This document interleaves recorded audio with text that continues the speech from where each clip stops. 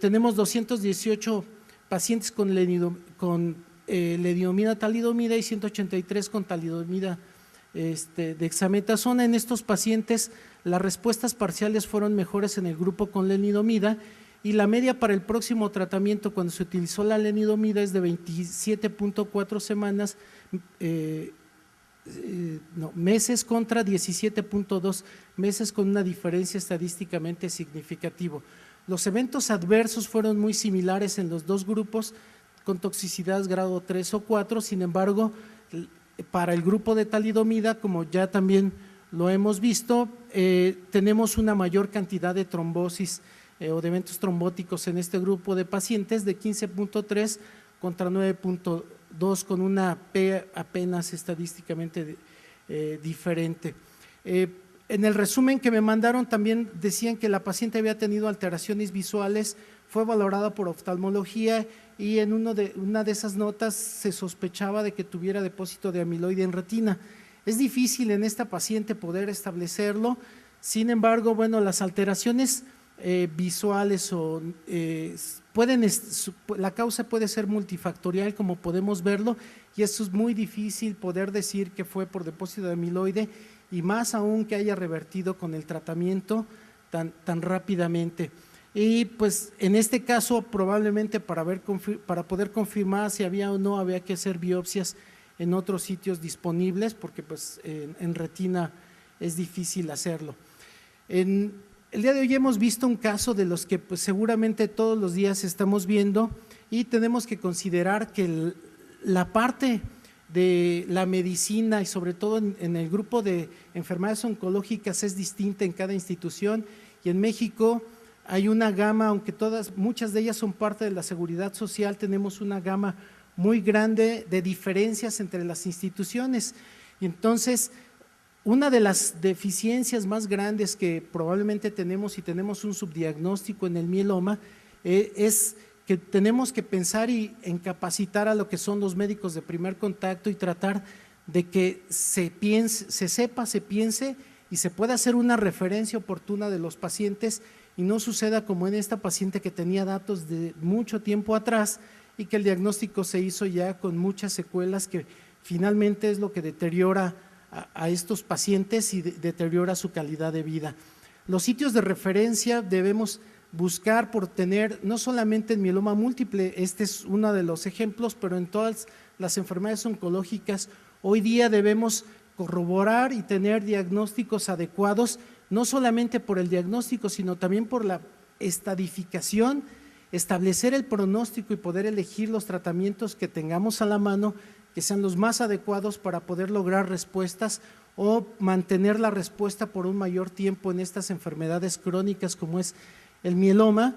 Y sobre todo, si no se tienen los recursos suficientes para que se haga, como en muchos hospitales, y un ejemplo de ellos puede ser el trasplante, pero incluso el mismo manejo, pues poder hacer centros de referencia o tener estratificación de manejos y poderse mandar a tiempo, y para eso se requiere tanto de referencia como de contrarreferencia. La otra situación y que debemos pensar es no quedarnos con estos casos, y es obvio que la falta de recursos nos hace establecer estrategias de manejo que no necesariamente no pueden ser las mejores, sino sí podemos lograr respuestas, y en muchos casos hemos visto y creemos que tenemos respuestas similares a esos, pero pues tenemos que hacer registros para poder analizar estos, hacerlo multiinstitucional, y que esto nos ayude tanto para gestionar recursos, hacer estudios de calidad de vida, de costo-beneficio, y probablemente los estudios de costo-beneficio tenemos que hacerlos aquí porque los recursos y los costos son diferentes en cada institución y en cada país, y esto podrá ayudarnos a gestionar los recursos tanto para el diagnóstico como para el manejo de los pacientes. Entonces, pues eso sería mi comentario en relación a este caso, y pues los comentarios los veremos según veo al final. Gracias. Tenemos el honor de tener a Rafael Fonseca con nosotros, al doctor Fonseca. Lo conozco desde que era chiquito y quería regresar a hacer la residencia a México. Él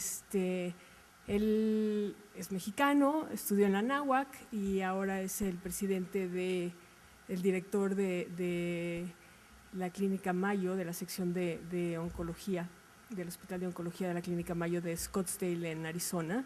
Es un gran médico, es un gran clínico, es un ser humano extraordinario y como van a ver es una gente que ha dedicado toda su vida al estudio de mieloma, la fisiopatología del mieloma, la genética, la citogenética, el tratamiento de estos pacientes.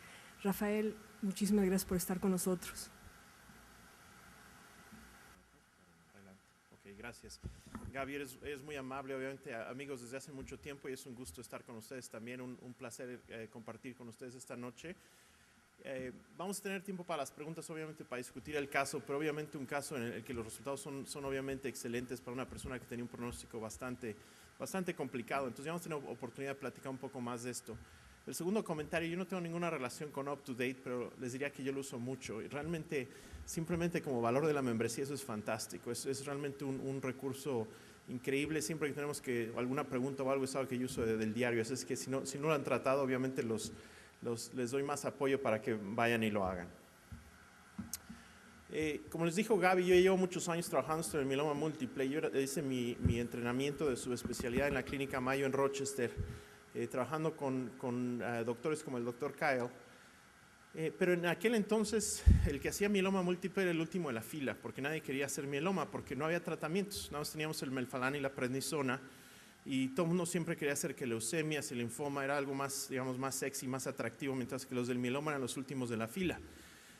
Y esto se publicó, fue en el estudio que se publicó en el 98 en el JCO, donde se veía el estudio cooperativo internacional, comparando los esquemas de poliquimioterapia, el BMSP o otros, con lo que es el famoso melphalan y prednisona, y realmente no había ninguna diferencia. Y en aquel entonces la sobrevida a 3 años era el 42%. El número que les muestro en la derecha es actualizado hoy en día con esquemas de vanguardia y de punta.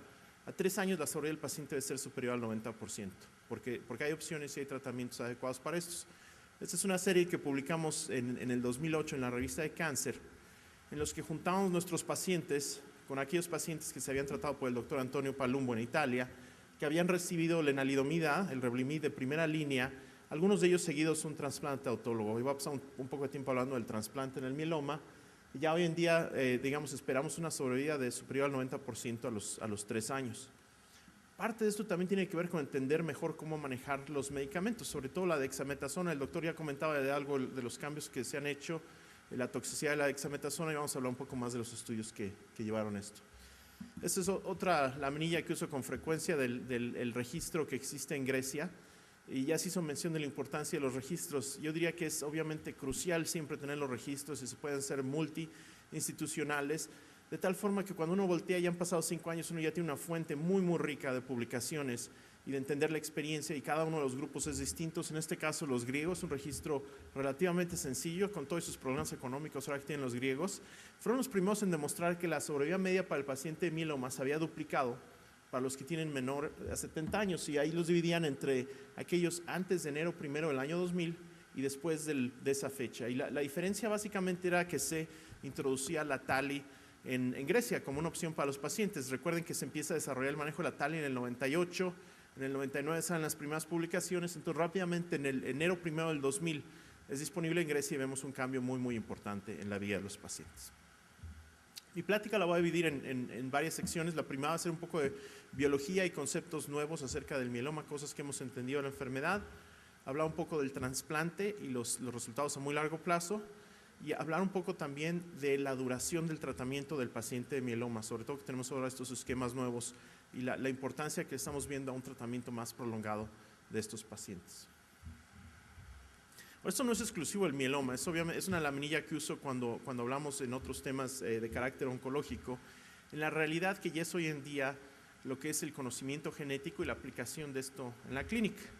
Esta laminilla la uso cuando quiero ser controversial, pero yo hago el argumento que para el doctor que se especializa en mieloma y quizás para muchos de los aspectos de la hematología, la genética es mucho más importante que el estetoscopio. Como herramienta el estetoscopio pues sí nos ayuda con una neumonía, algo sencillito ahí, pero realmente el entendimiento genético de la enfermedad va a ser de mucho más valor a largo plazo para el manejo adecuado del paciente. Esto ya es una realidad, ustedes ya lo han visto con las mutaciones del BRAF, por ejemplo, en el melanoma, las nuevas translocaciones en el cáncer pulmonar. y claramente el mieloma